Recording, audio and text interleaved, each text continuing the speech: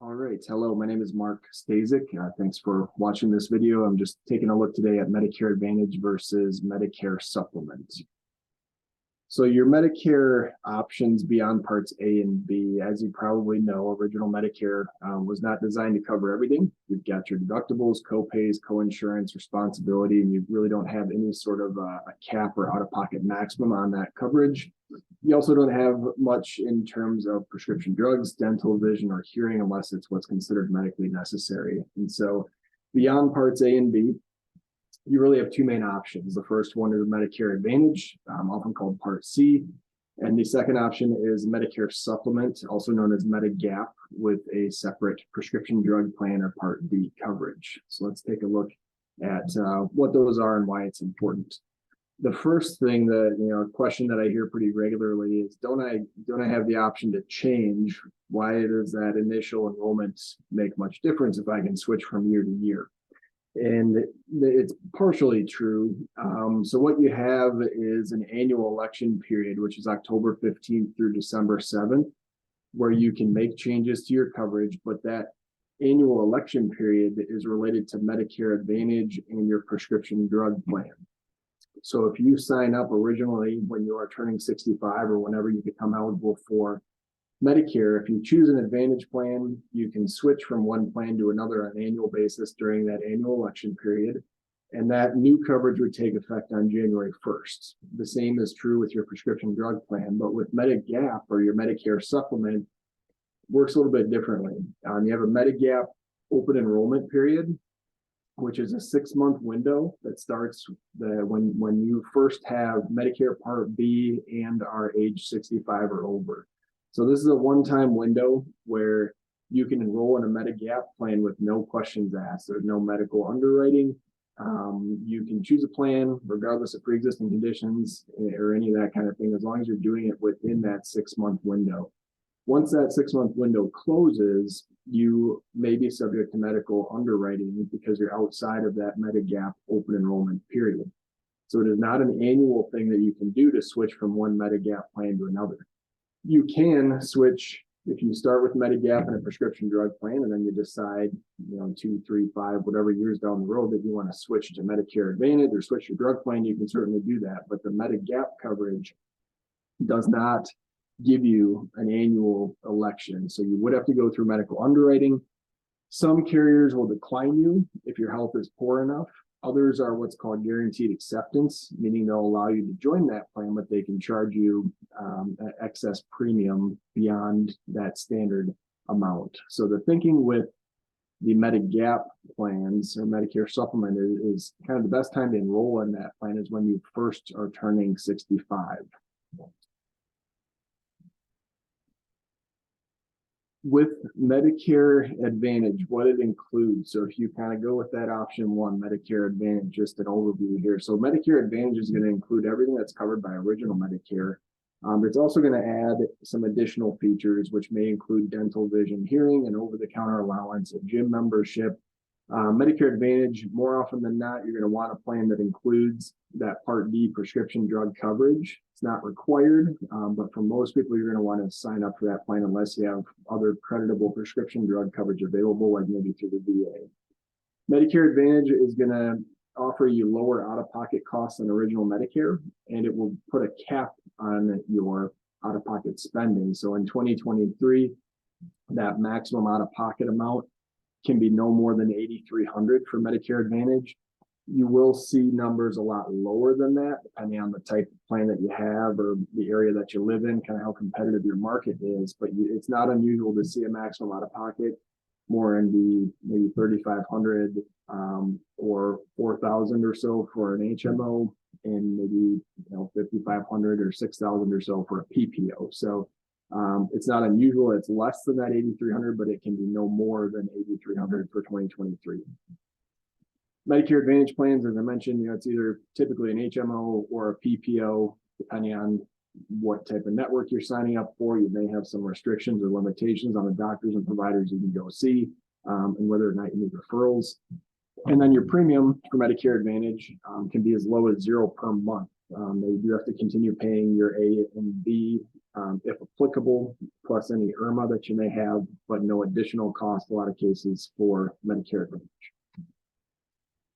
The other side of the equation, the Medicare supplement plans, it's often called Medigap because it fills in the gaps, so to speak, of original Medicare by helping pay for your deductible.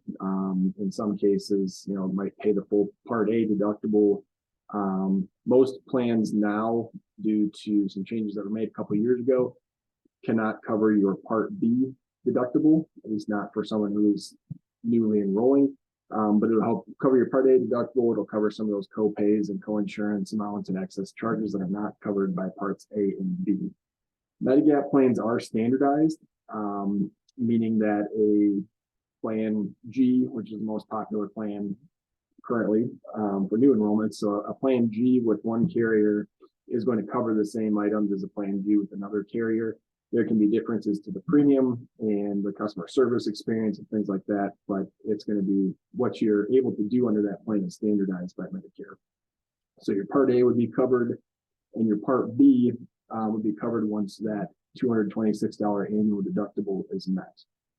With the supplemental plans, one of the nice things is you're not limited to a provider network.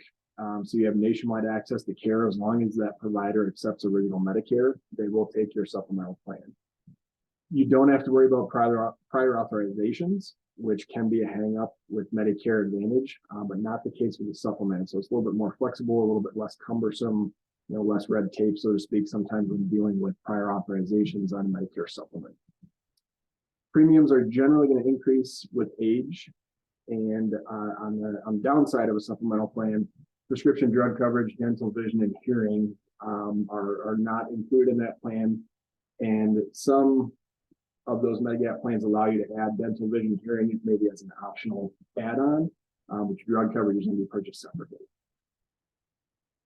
So with the drug coverage, Medicare Part D is help with covering prescription drug medications.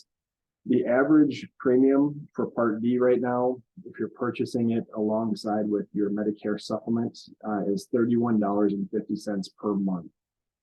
Again, with Medicare Advantage, usually that Part D coverage is baked into the plan, but if you're buying it separately, it's about $31.50 per month on average. There's a broad range of plans and options available.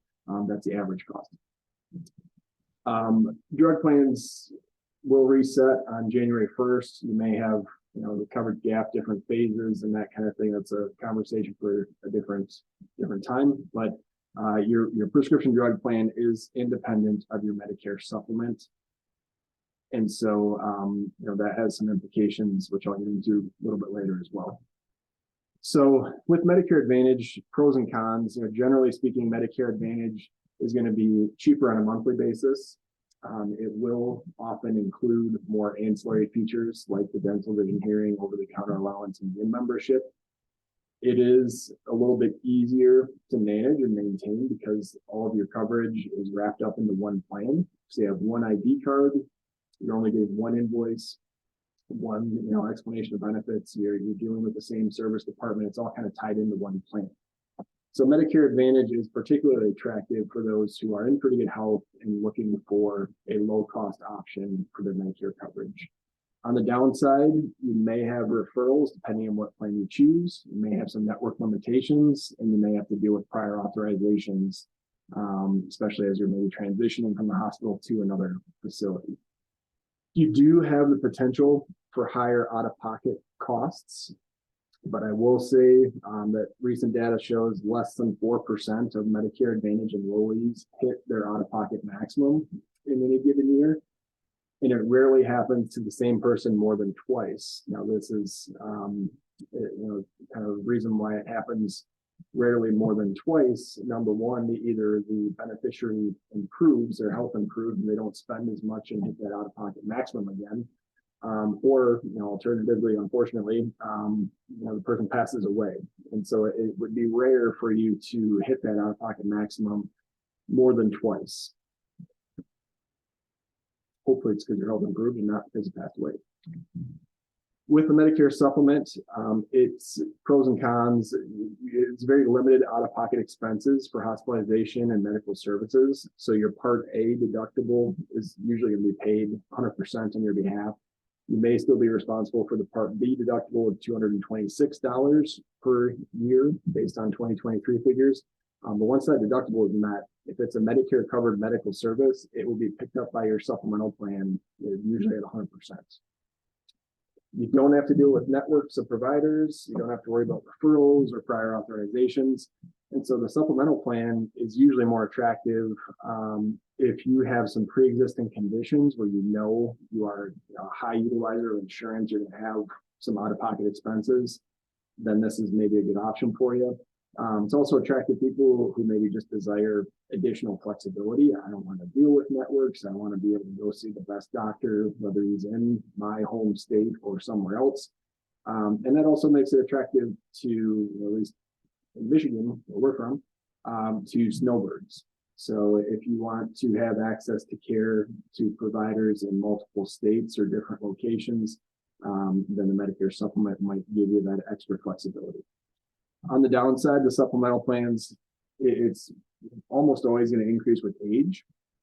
And again, your drug plan is separate. And so that leaves some instability, so to speak, with your prescription drug coverage, especially with some new legislation that has come out with the Inflation Reduction Act. Will be really interesting to see how some of these prescription drug plans react. So this is not advice. This is not, a sales presentation or anything like that. Just a sample for illustrative purposes only, trying to give you an idea of how Medicare Advantage might stack up for you versus Medicare Supplement, just using some average numbers based upon broad data that's out there. So on the left, you've got Medicare Advantage in blue. And on the right, you've got the Medicare Supplement in red. Your Part B premium is the same, it's kind of a wash, and then your same for your IRMA if applicable. I'm not showing you IRMA here. So your Part B premium would be the same whether you chose Medicare Advantage or the Medicare Supplement. Where the differences come in, so with Medicare Advantage, a lot of times people are choosing the zero premium plan for Medicare Advantage, so there's no extra cost. You see the total monthly premium stays at $164.90 per month. To keep things easy, I'm just showing a 65-year-old male without any medications. So there's no average prescription monthly drug cost listed. We're just sticking with that $164.90 per month as your total monthly premium and estimated cost. On the right, with the supplemental plan, I plugged in some average numbers. So your sample Medicare supplement option, this is looking at a plan G and including dental, vision, and hearing add-on. So you're just under $145 per month. And then the average national cost for a prescription drug plan of $31.50. So between those two, excluding that Part B premium, which again is a wash, it's roughly about $175 difference for the Medicare supplement versus the Medicare Advantage plan in this example. Some differences there listed, but all the way towards the bottom, estimated premium costs, if you look at it on a monthly basis or on an annual basis, it's about $4,000 versus about $2,000. So there's a big difference in cost. And if you kind of extrapolate that out over 10 years, and you're looking at about $19,000 and some change versus about $40,000, just taking that annual number times 10. So is this realistic? Not exactly, because you're going to have some other out-of-pocket expenses for medications, for office visits, for lab work, for hospitalizations, for all that kind of thing. That's not factored in. We're just strictly looking at premium, and we're looking at premium without any increases on the Medicare supplement, which isn't exactly realistic either. But that would make that difference even greater over that 10-year window. So you see a pretty substantial difference in cost over time.